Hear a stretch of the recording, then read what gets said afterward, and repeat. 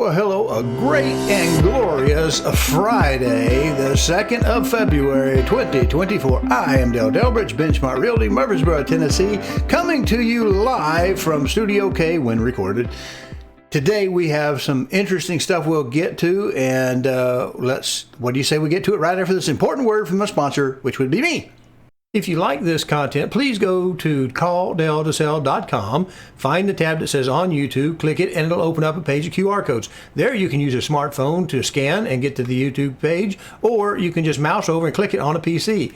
There you'll be able to subscribe to this little button over here and click the notification bell so that YouTube will notify you when each Friday's blog has been uploaded. Thank you. And here we have it. Report on credit migration effects on subprime auto loan and credit card delinquencies. And you may say, well, I'm not really sure what all of that is. So here we have it. It's just going to tell you something you already know, but it's nice to know that the Board of Governors of the Federal Reserve System thought this was worthy of pointing out and writing some information down. Now, this is dated the 12th, which is not that far away, about mid-January, and by John Driscoll, Jessica Flagg, Bradley Catcher, and Kamala Somer. I don't know why Kamala and John are linked and the other two are not, but they are what they are. So what it's going to say is, in the early stages of the pandemic, income support and forbearance programs led consumer loan delinquency rates to fall near record lows. So what was I telling you? It means that where our low default rate is artificial. For borrowers across credit score distribution since the second half of 2021. However, delinquency rates have risen, yes, but they're still not too terribly bad for the most part when taking in total. And by 2023 Q3, which this is obviously done the first part of 24, so they're working on some old data just like the rest of us poor folks. Overall rates for auto and credit card loans had exceeded their pre-pandemic level. Well, they're just getting caught up. Delinquency rates for borrowers with subprime credit score rose even more slightly, and the rate for subprime auto loans in 2023 Q3 was at its highest level since 2000. Now, let me ask you, does anybody tell you in the mainstream media about that? Probably not. So that's why we're going to look at what we're going to look at. So I'm going to skip down through most of this. I'll give you this article's link in the description of the status chat over on the YouTube page where the status chat lives. So let's slide this down to here. Figure 1. I like figures. I'm a visual spatial learner. If any of you are professional educators, you'll probably know what that is, what multiple intelligence theory says. It's an adaptation of some psychological theory that, believe it or not, we learn things differently depending on exactly who we are and how our minds work. So here we have prime, near prime, and subprime. Right. So here we have the percent of distribution borrowers by credit risk. So this is your proportionality. Most of them are prime, Q3 about 60%. Near prime, that's the greatest of our credit scores. That's down there probably somewhere around 25, and below 20% is the subprimes, okay? And it defines down here, it talks about what these cutoffs are. Prime refers to credit score of 719 above. Near prime is 620 to 719, and you know most mortgages, they're going to ask you to have like a 640, something like that, and subprime below 620. And this is from the Federal Reserve Bank, New York, Commissioner Credit Panel, and Equifax. They had some kick in on this. So we see that most of them are prime. They're right in that where, you know, the bulk of us are probably going to be. Now, let's slide a little further down and hit our figure 2. Right, here we are. Delinquency rates on auto and credit card loans have reversed their pandemic declines with especially large increases for subprime borrowers. Now, what did we just see the subprime borrowers were? They were the ones with the lowest credit scores, and guess what? The lowest credit score people are more likely to default. You could knock me over with a feather when I saw that our federal resources are going to produce this report to tell us what we should intuitively know. That if, in fact, credit is a measure of our responsibility and how we handle our finances, sometimes it can be an issue like an automobile crash like I was in, or a sudden job loss or divorce. Sometimes there's mitigating factors, but mostly if you are a good risk, you have good habits, and you're already toward the high end of the scale to start with, and then you have room to fall back into and still be in, say, that prime level. So there we are. So let's look back at this sheet, what it says. Auto loan delinquencies, credit card delinquencies. Similar kind of shape, but look at the auto loan default rates. Q3 shows the purple line is the subprime. So those with the worst credit, they're defaulting at about 16%, a little less than 16%. Now, if you look down here at the near prime, they're below that, and prime is even below that at almost zero. And what does that tell you? Something you should already know. The better your credit is, the better banks look at you in being able to handle some adversity. And adversity does come like those examples I just gave you, right? I mean, this is common sense. I hope I'm not coming across like I'm talking down to you. I'm just telling you, I'm reinforcing what you already know. So the people who are in good shape, who have used their past life to get them in good shape, generally stay in good shape. But if you're on the bubble, sometimes that doesn't go very well. You have no resources. It's like your credit utilization rate. I've talked to you about that in the past.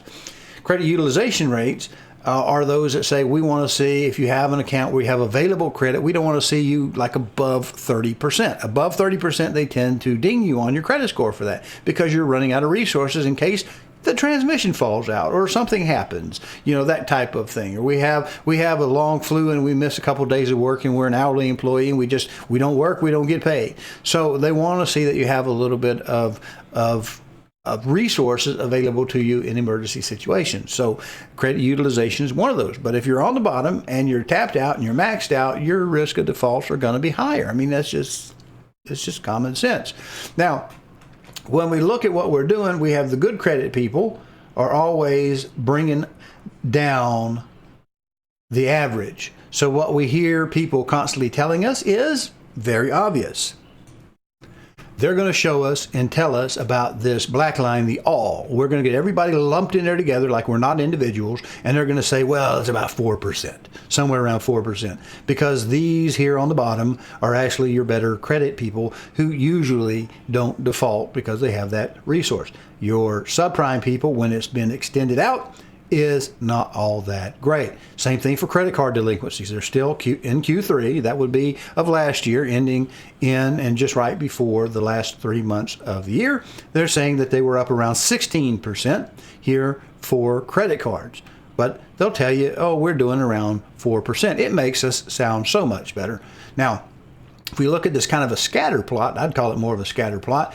Figure 3, delinquency rates rose over the pandemic for the most lower rated borrowers who also have seen their balances decrease. Okay, so here's our high credits. They're 800, 780s, and something around this range. Close to zero delinquency rate. Close to zero delinquency rate. And we get up here toward the tail end, the minus 20. Right there's the 520, 560, 540, 580. And we wait till we hit about this 640 range, 640, 660, that in this neighborhood. This tends to be like your minimum credit score people want to see for a 30-year mortgage. Why wouldn't they want to see that? Why wouldn't you want to present them yourself in this bundle of people? If you can't do this, you certainly want to be right up in here. And why? Because the delinquency rate is this is the change, only about 1%.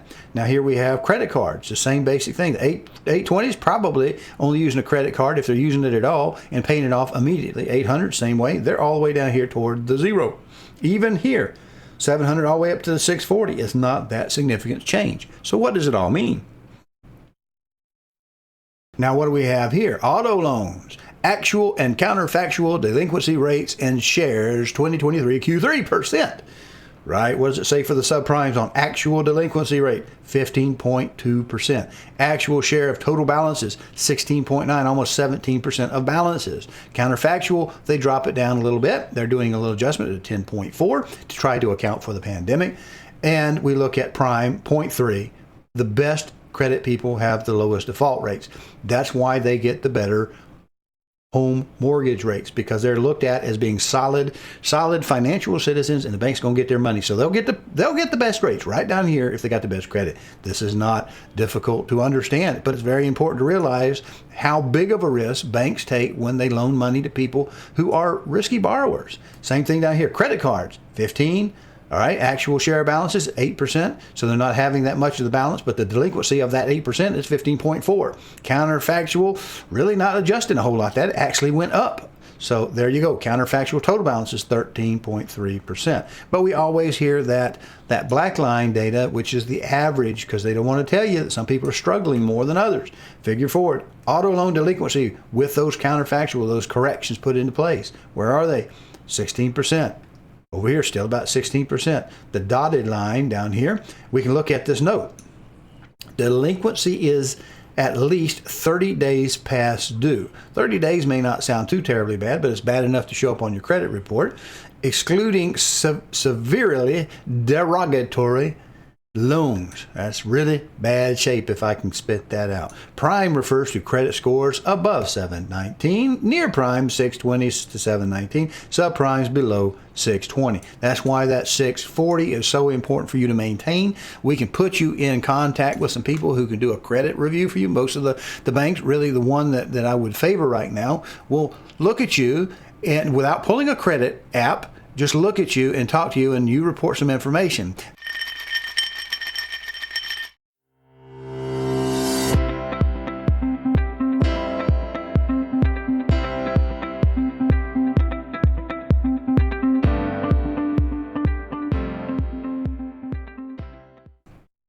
So the difference between pre-approval and pre-qualified is they've looked at those initial data versus actually having the application, and a pre-approval is set to the bank. The bank is saying, all right, we've looked at them, we've checked them out, we've done your initial footwork for you. These people ought to be good to go. Doesn't mean that somebody won't do something stupid like go out and buy new shiny wheels for their truck or new furniture or change jobs or some of these other destructive things that if we put you with someone, they can kind of give you the rundown with authority because that's what their job is. So we can do that. Now let's look back at that chart and get ready to move on to the next thing, the conclusion.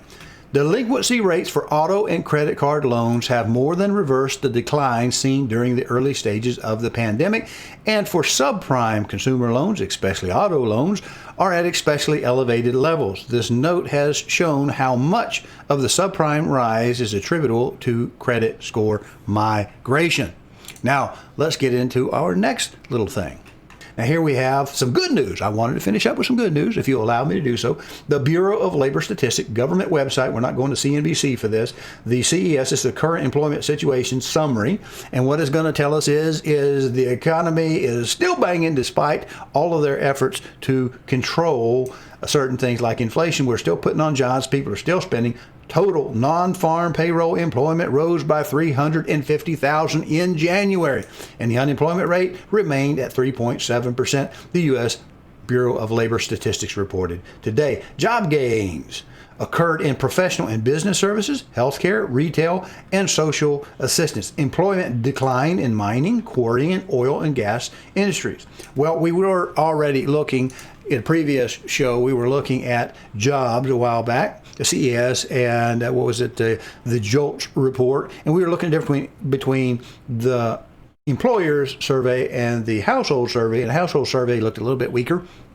And it had identified that there were a couple of sectors we were looking at. Transportation was one. I didn't show you this, but UPS announced this week that they were going to lay off 12,000 employees. Sounds pretty scary, but when you look at the size of UPS over a 50 state and beyond, where they any other parts where they reach, if they reach into Canada, any of that area or down, that's not a large number of people, but it did tell us what we expected to see anyway. We expected to see, according to those government reports, we expected to see transportation go down a little bit. We know that trucking is having industry. So we're just watching cars because we have so many jobs here in Middle Tennessee, and they do matter what they are. Now, if you make seats or a headliner, doesn't matter if the car is gas or electric.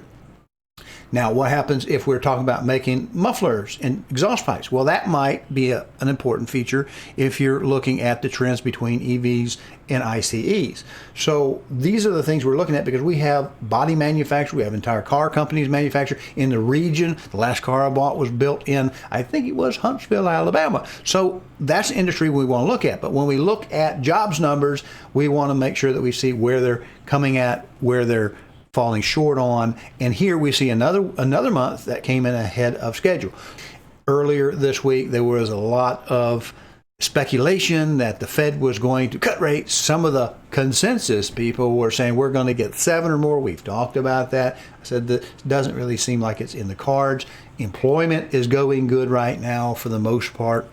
Yeah, there's some troubles in the water in a few places, but on the whole, we're looking fairly good. So there's really no reason for the Fed to go nuts over the target rate. And because it looks like we've got probably 6 months, if the Fed is telling the truth and nothing changes, it might go longer before the Fed decides to actually change those target rates. So now is a good time.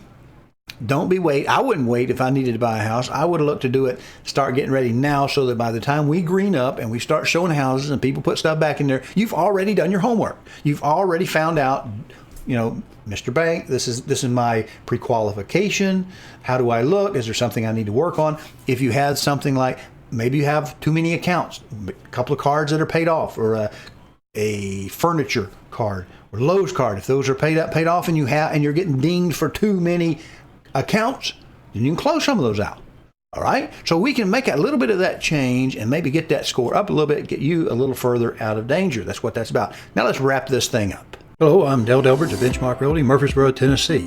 If you are currently unrepresented and would like to know how to compare up to 3 properties side by side and room by room, then go over to my new YouTube channel, CallDelToSell. That's 1 L and Del, no spaces. Watch the demo on Real Scout and then call me and we'll set up your exclusive ad-free account today. All right, for our market-based stuff, we have just 2 little numbers that we do a ratio on every week. If you haven't seen the show before, we look at what last week did and we compare it to this week. So 126 of 24, we had 18,441 opportunities, and that includes both the coming soons and what's actually available to drop a contract on. It's prepped and ready to show that sort of thing. It came down a little bit over the previous week. We had 3,306 in the under contract still showing. A lot of reasons that people might want to continue to show a house they got a contract on. There's things we can do if we sell your house to make sure we don't miss out on any potentials, taking backups. But the ratio between those remained unchanged from the previous week. This week, 2-2-24, we had 17,899 opportunities. That dropped a little bit over the preceding week. We had 3,342 in the under contracts still showing. That went up a little bit. And the integer ratio between those two rose to 19%. So that's not a huge change. We're still holding fairly steady. The takeaway from this show is, don't be afraid to look under the bed. It's better to look than to worry about it. There's nothing there in the dark that's not there in the light. You might even find an old sock hiding up under there that you've been looking for. So I hope this is a good show for you. Please tell your friends and neighbors and people, even if they're not looking necessarily to buy a house, tell them to like and subscribe. It will help get me a little bit more out there. And if I can help more people, let's do it. Appreciate you watching. See you next week.